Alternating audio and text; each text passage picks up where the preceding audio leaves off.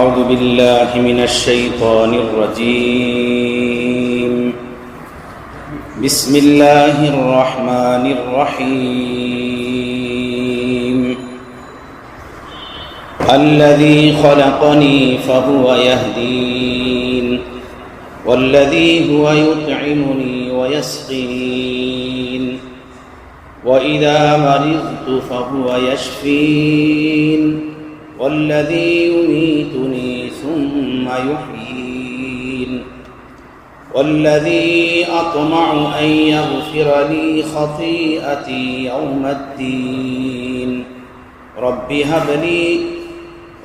هب لي حكما وألحقني بالصالحين واجعل لي لسان صدق في الآخرين واجعلني من ورثة جنة النعيم واغفر لأبي إنه كان من الضالين ولا تخزني يوم يبعثون يوم لا ينفع مال ولا بنون إلا من أتى الله بقلب سليم وأزلفت الجنة للمتقين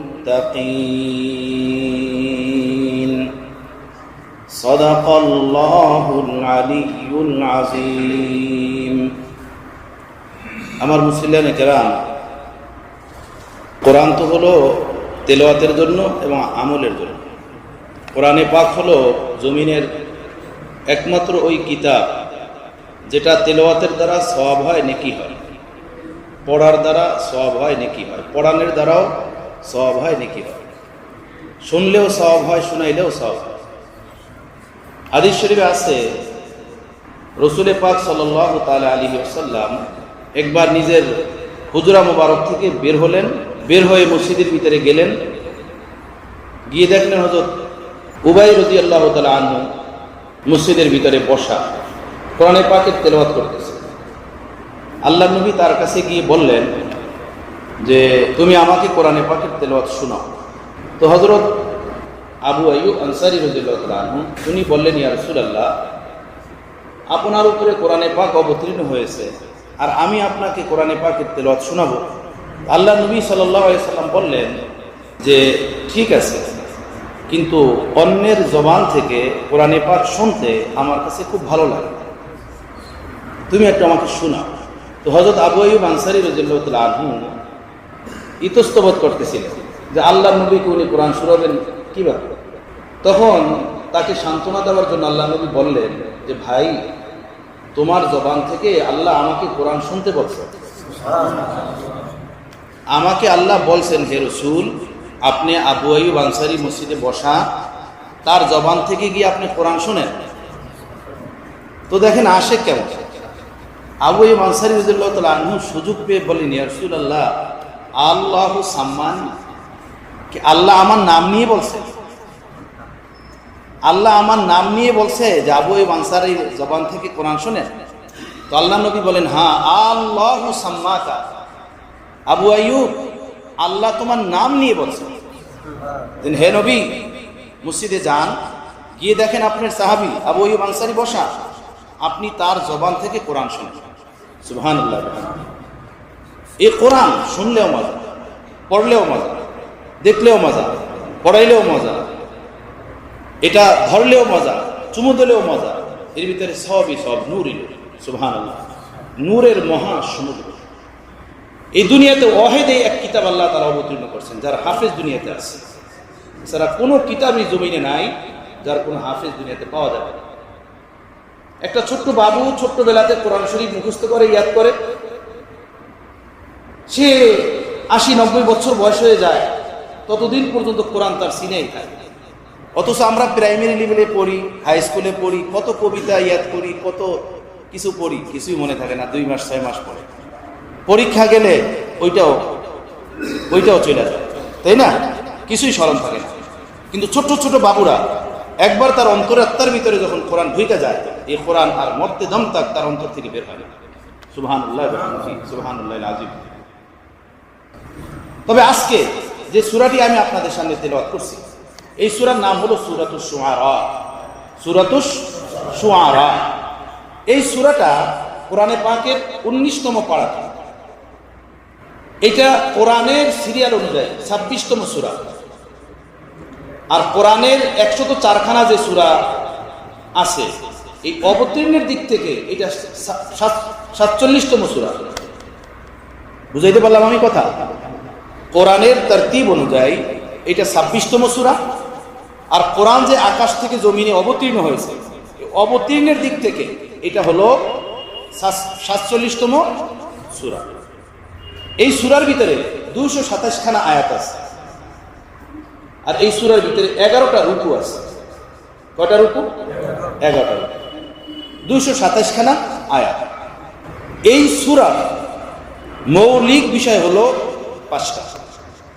এই পুরা সূরার ভিতরে আল্লাহ পাক যে আলোচনা করেছেন, এর সারমর্ম নির্যাস 5টা জিনিস।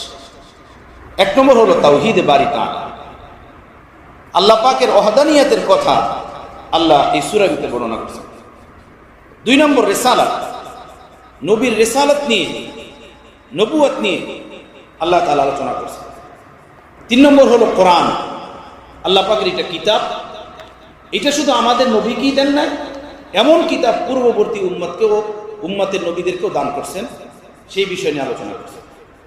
4 নম্বর হলো আখিরাত এবং আখিরাতের আযাব সম্পর্কে এই সূরার ভিতরে আলোচনা করছেন। 5 নম্বর হলো ভ্রান্ত কবি, যাদের কাব্য কবিতা থাকে দুনিয়ার নোংরামি নিয়ে, নষ্টামি নিয়ে।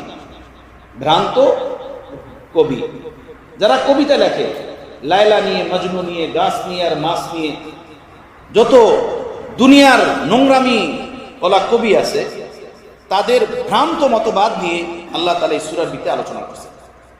এই সূরার মৌলিক বিষয় হলো কয়টা? এই 5টা বিষয়। এই 5টা বিষয়কে আল্লাহ পাক 227খানা আয়াতের ভিতরে তরতিবওয়ার বর্ণনা করছেন, সিরিয়াল অনুযায়ী বর্ণনা করছেন। কিন্তু পুরা সূরার বিষয় হলো, সারমর্ম হলো এই 5টি বিষয়। আজকে যেহেতু মজলিস ছোট হবে, এর উপরে তাফসীরি আলোচনা একদমই সম্ভব না। তবে আমি যে রুকুটি আপনাদের সামনে তেলাওয়াত করেছি সেটা হলো এই সূরার 7 নম্বর রুকু।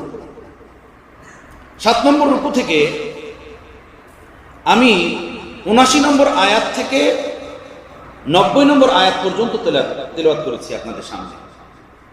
এর মধ্যে আমি 87, 88, 89, 90 এই 4খানা আয়াত নিয়ে আমি কিছু বলতে চাইতেছি অল্প সময়ের ভিতরে। হয়তো তাও বলা হবে না, তবে যতটুকু বলা যায় ইনশাআল্লাহ। এই সূরার 88 নম্বর আয়াত আল্লাহ তাআলা বলেন, ইয়াওমা লা ইয়ানফাউ মালুন ওয়ালা বানুন।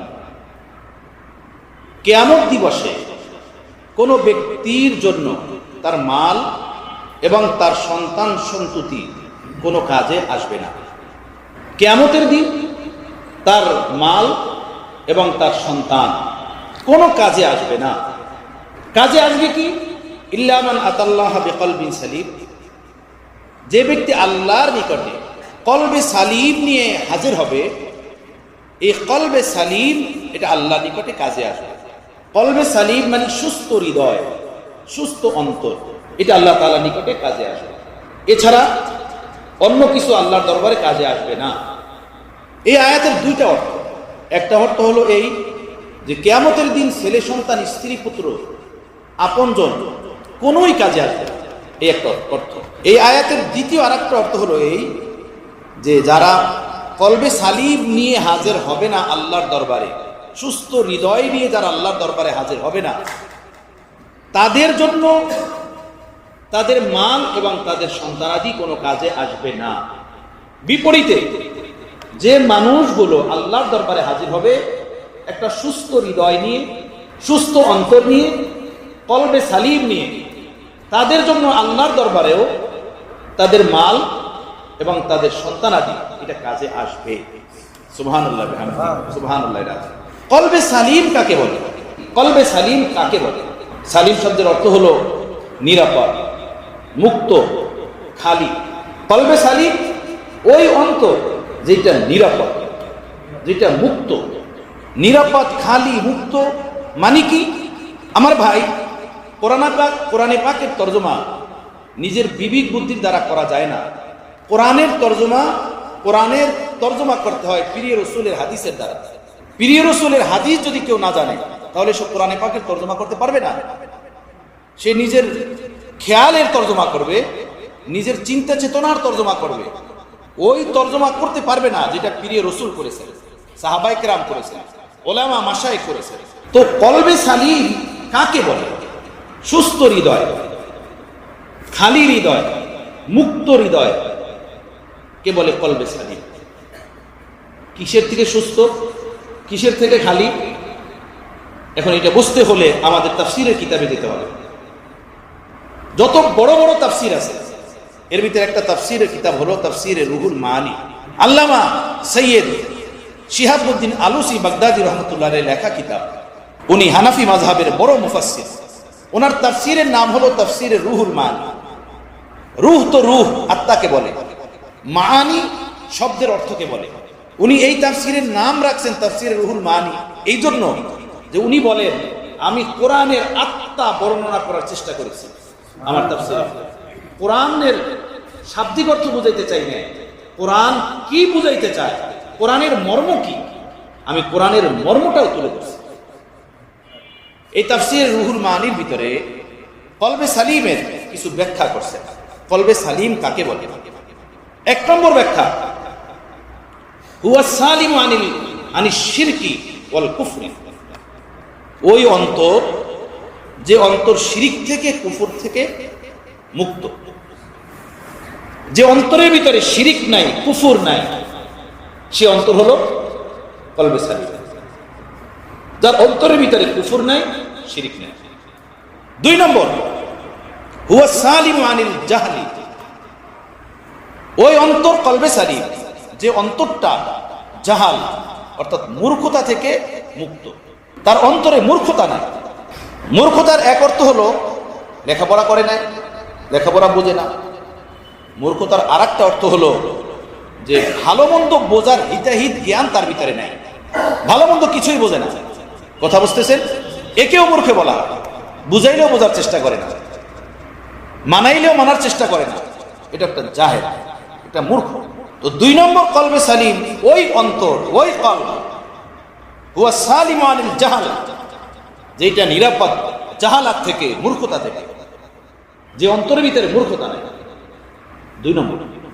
তিন নম্বর ব্যাখ্যা, সৈয়দ মাহমুদ আলুসি বাগদাদি রহমতুল্লাহ বলেন, হুয়া সালিমু আন আখলাকির রাজিলা।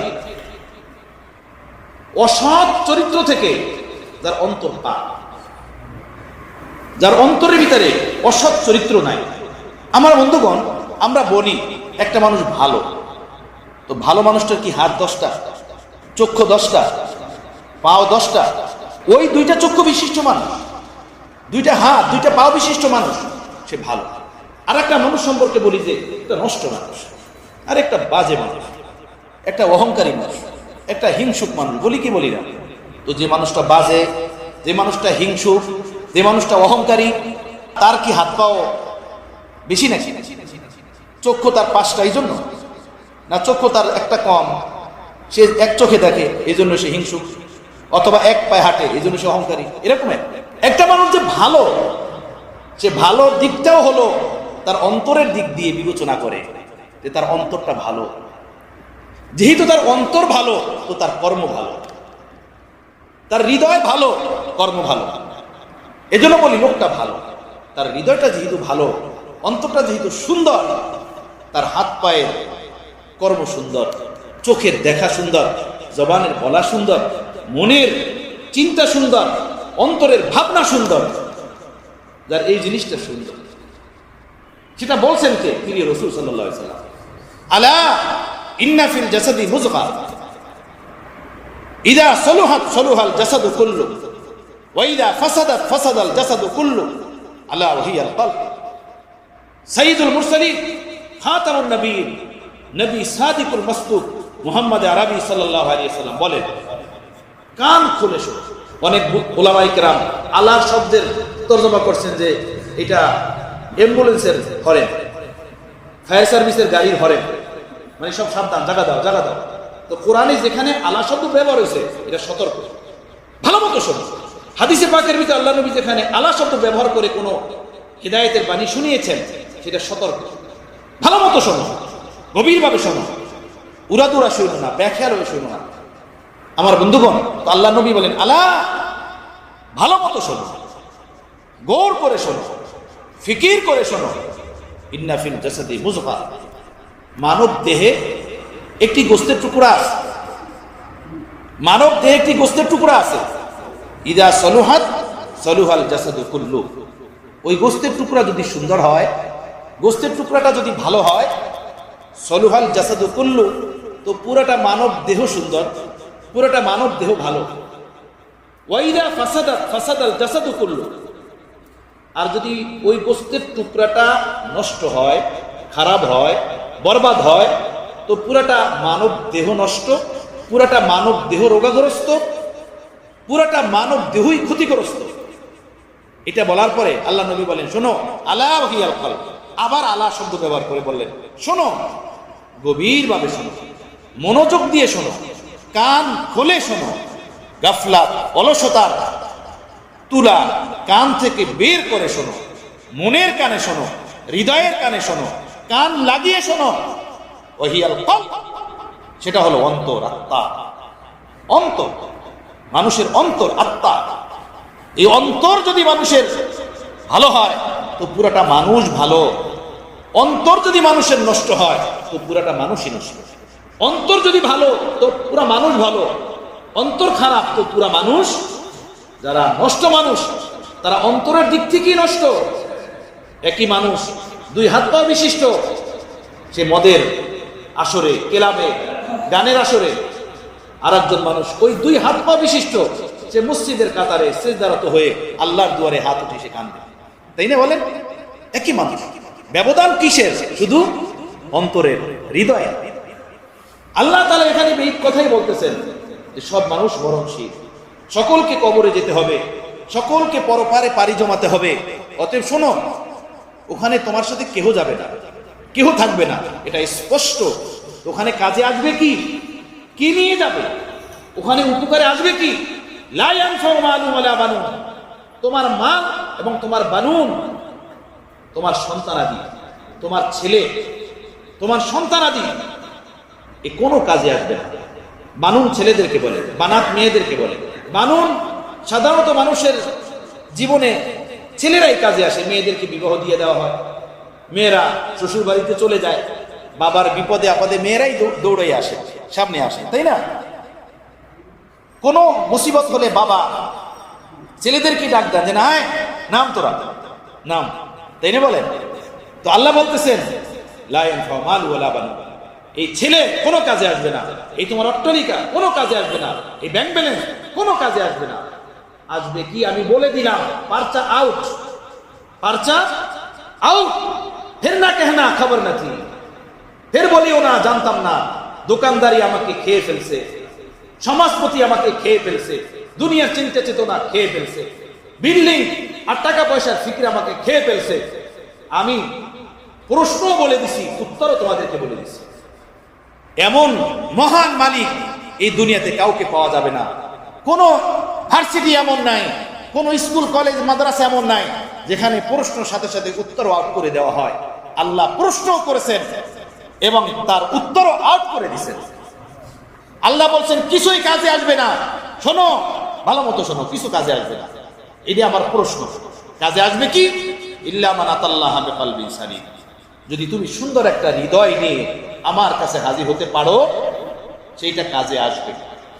ভালো একটা অন্তর নিয়ে আসতে পারো আমার কাছে, সেইটাকে আমি মূল্যায়ন করব, সেইটা কাজে আসবে। সেই ভালো অন্তর কোন অন্তর? এক নম্বর বলছি যে অন্তর শিরিক থেকে পাক, কুফর থেকে পাক, এক নম্বর। দুই নম্বর ওই অন্তর যেটা মূর্খতা থেকে পাক, যার ভিতরে জাহাল নাই, মূর্খতা নাই। তিন নম্বর ওই অন্তর আখলাকে রাজিলা, অর্থাৎ অসৎ চরিত্র থেকে যে অন্তরটা পাক, যার অন্তরে অসৎ অভ্যাস নাই, অসৎ কাজ নাই, তার অন্তরটা হলো একটা ভালো অন্তর। চার নম্বর আল্লাযী ইয়াকুনু খালিয়ান আন গালাবাতিশ শাহওয়াত, ওই অন্তর যার অন্তরে শাহওয়াতের গালাবা নাই, হামেশাই শাহওয়াতের, পাপের, গুনাহের ওয়াসওয়াসার দ্বারা অন্তর ডুবা, 24 ঘন্টা তার ওয়াসওয়াসার দ্বারা অন্তর ডুবা গুনাহের, এই শাহওয়াতের মেজাজ থেকে তার অন্তর পাক। 5 নম্বর যেটা হলো লব্বের উবাব, সারমর্ম। সৈয়দ মাহমুদ আলুসি বাগদাদী রহমতুল্লাহ বলেন, ওই অন্তর হুয়া সালিমু আম্মা সিওয়াল্লাহ, ওই অন্তর হলো কলবে সালেম, নিরাপদ অন্তর, যে আল্লাহ ছাড়া সব কিছু থেকে যার অন্তর খালি। সুবহানাল্লাহ। যার অন্তরে আল্লাহ ব্যতীত আর কিছু নাই, আল্লাহ ছাড়া কোনো জিনিস তার হৃদয়ে নাই, এমন হৃদয়টা হলো কলবে সালেম, সুস্থ হৃদয়, ভালো হৃদয়, যেটা আল্লাহর দরবারে মূল্যায়ন হবে, আল্লাহর দরবারে কাজে আসবে, এছাড়া আর কিছু কাজে আসবে না। আলেমের এলেম কাজে আসবে না, হাজির হজ কাজে আসবে না, দানবীরের দান কাজে আসবে না, মুজাহিদের জিহাদ কাজে আসবে না। এর উপরে আল্লাহ তাআলা সওয়াব দিবেন তার অন্তরের সুস্থতা অসুস্থতার উপরে নির্ভর করে। এজন্য হাদিসে আছে, কিয়ামতের দিন একজন আলেমকে ডাকবেন, কেন এলেম শিখছো? হে আল্লাহ, আপনার দ্বীনের প্রচার ও প্রসার। না না না, মানুষ আপনাকে বক্তা বলবে, ওয়াইজ বলবে, মানুষ আপনাকে দাওয়াত দিবে, মানুষ আপনাকে সালামি দিবে, এটা আপনার অন্তরে লুকায়িত ছিল, আপনার অন্তরে এই বিষয়ে ছিল। অতএব লোকেরা আপনাকে বক্তা বলছে, আল্লামা বলছে, লোকেরা আপনাকে সালাম করছে, টাকা দিছে, মাহফিলে দাওয়াত দিছে, এটা পেয়ে গেছেন, যে জন্য আপনি এটা শিখছেন, সেটা আপনি পেয়ে গেছেন, আমার কাছ থেকে কিছু পাওয়ার নাই। যান, এই এলেম নিয়েই এখন জাহান্নামের পথে হাঁটেন। ফাজাইল আমল কিতাবের ভিতরে হাদিস উল্লেখ আছে। এরপরে ডাকবেন দানবীরকে, কেন আপনি দান করেছেন? হে আল্লাহ, গরিব, অসহায়, এতিম মানুষের তাদের দুর্দশা দেখে আমি আর নিজ স্বাভাবিক অবস্থাতে স্থির থাকতে পারি নাই, তাদের দুর্দশা দেখে আমি বিগলিত প্রাণ নিয়ে তাদের জন্য আমি দান সাহায্য সহযোগিতা করেছি। আল্লাহ বলবেন না, লোকেরা বলবে লোকটা খুব দানশীল, লোকটা খুব রহমদিল, আমার খুশি ছিল না, যান এই দান নিয়ে এখন জাহান্নামের পথে যান। এরপরে ডাকবে মুজাহিদকে, যে কেন শহীদ হয়েছে আল্লাহর দুয়ারে? জান দেওয়া এটা সবচেয়ে বড় একটা বিষয়। কি বলেন? এর থেকে বড় কিছু না, মানুষের জান দেওয়া এটা সবচেয়ে বড় একটা বিষয়। তো মুজাহিদকে ডাকবে যে জিহাদ করছো, আল্লাহর রাস্তায় শহীদ হয়েছো, কেন? হে আল্লাহ, আপনার খুশির জন্য। বলবেন না, একদমই আমার খুশি তোমার হৃদয়ে ছিল না, তোমার হৃদয়ে ছিল মানুষ তোমাকে বীর বাহাদুর বলবে। আবু দাউদ শরীফ সিয়াসিত্তার একটা কিতাব, এই আবু দাউদ শরীফের একটা অধ্যায় হলো কিতাবুল জিহাদ। এই কিতাবুল জিহাদের ভিতরে এক হাদিস আছে, আল্লাহর নবী সাল্লাল্লাহু আলাইহি সাল্লাম স্বয়ং সাহাবাদের সাথে জিহাদের ময়দানে উপস্থিত। এক সাহাবী বড় বীরত্বের সাথে যুদ্ধ করতেছেন জিহাদের ময়দানে। আল্লাহর নবী তার দিকে তাকিয়ে বললেন, এই লোকটা জাহান্নামে যাবে। অথচ সাহাবী সে। আল্লাহর নবী বলেন, সে কোথায় যাবে? জাহান্নামে যাবে।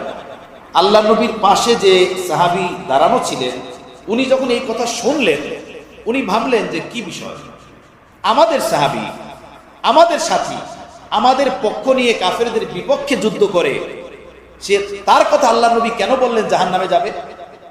কথা বুঝতেছেন আমার? যে সাহাবী এই কথা শুনছেন, উনি বলেন, আমি আল্লাহর নবীর ওই কথা শোনার পরে তার পিছনে পড়ে গেলাম, যে সে কি করে আমি দেখব। দূর থেকে ঘোড়ার পিঠে চড়ে তার অবস্থাকে ফলো করতেছিল, যে তার অবস্থা কি দাঁড়ায়। ওই সাহাবী যুদ্ধ করতে করতে কাফেরদের পুরা কাফেলার ভিতরে ঢুকে গেছে, কাফেরদেরকে হত্যা করতেছিল। পরিশেষে কাফেরদের তলোয়ারে, কাফেরদের বর্ষার আঘাতে নিজে ক্ষতবিক্ষত হয়ে গেছে। নিজের ক্ষতর দাগ, নিজের জখমের দাগ নিজে বরদাস্ত করতে পারতেছিল না। পরে উনি নিজের ঘোড়ার পিঠ থেকে লাফ দিয়ে নিচে পড়ছেন। নিচে নেমে নিজের তলোয়ারের যে বাট, এই বাট এইটা জমিনের ভিতরে গেড়ে তলোয়ারের যে উপরের অংশ, ধারালো অংশ, ওইটা নিজের পেটের ভিতরে ঢুকে আত্মহত্যা করেছে। নাউজুবিল্লাহ। আর ওই সাহাবী যিনি এই দৃশ্য দেখতেছিলেন, উনি দৌড়ে আল্লাহ নবীর কাছে এসে বললেন, ইয়া রাসূলুল্লাহ, আনতা সাদাক্তা, আপনি সত্য বলছেন, সত্য বলছেন। কি সত্য বলেছি? আপনি বলেছেন ওই সাহাবীর দিকে লক্ষ্য করে যে সে জাহান্নামে যাবে। এরপরে আমি তার পিছনে পড়লাম, যে বিষয়টাকে আমি দেখব, এই দৃশ্য দেখে আসলাম। ইয়া রাসূলুল্লাহ, কারণটা কি, বিষয়টা কি? সে তো আপনার সাহাবী, সে তো মুসলমান, সে তো আমাদেরই লোক। আল্লাহ নবী বললেন, সাহাবী এ যুদ্ধ করতেছিল বড় বীরত্বের সাথে এবং বাহাদুরির সাথে, কিন্তু তার অন্তরে ছিল এই খেয়াল লুকানো যে আজকে এমন ভাবে লড়বো, কাফেরদের উপরে এমন ভাবে আক্রমণ করব, আজকে আমি আমার বংশের নাম সকলের উপরে উঁচু করে ছাড়বো। আমি আমার বংশের নাম সকলের উপরে কি করব? উঁচু করে ছাড়বো। তার হৃদয়ে আল্লাহ ছিল না, তার হৃদয়ে ছিল তার বংশের নাম উঁচু করা, বংশের নাম মর্যাদাকে উঁচু করা। এই জন্য তার এই পরিণত হয়েছে। তো আমার ভাই, কলবে সালিম ওই অন্তরকে বলে যার হৃদয় আল্লাহ ছাড়া সব জিনিস থেকে খায়, যার হৃদয় আল্লাহ ছাড়া কিছুই নাই, এমন অন্তরকে বলে কি? কলবে সালিম। এই পাঁচটা জিনিস, কলবে সালিম, এই পাঁচটা জিনিস, যে অন্তরটা এই পাঁচটা জিনিস থেকে খালি থাকবে, সেই অন্তরটা হলো কি? কলবে সালিম। এখন আমাদের অন্তর এরকমের না। এই কলবে সালিম বানাতে হলে কি করতে হবে? এর জন্য কিছু কাজ করতে হবে। সেই কাজগুলো কি? আল্লাহ যদি তৌফিক দেন, আমি আগামী সাপ্তাহিক তাফসীরের মাহফিলে ইনশাআল্লাহ শোনাবো যে কোন কাজগুলো করলে আমাদের অন্তর এরকমের কলবে সালিম হবে। আমরাও এরকম একটা অন্তর বানাতে পারবো, যে অন্তর আল্লাহর দুয়ারে গ্রহণযোগ্য হবে, আল্লাহর দরবারে কবুল হবে। আর সেই অন্তর নিয়ে আল্লাহর দরবারে হাজির হলে আমাদের জন্য মাগফিরাতের ফয়সালা হবে ইনশাআল্লাহ। আল্লাহ যদি তৌফিক দেন, আগামী সপ্তাহে আমি সেই বিষয়ে আলোচনা করব। ওয়া আখিরু দাওয়ানা আলহামদুলিল্লাহি রাব্বিল আলামিন।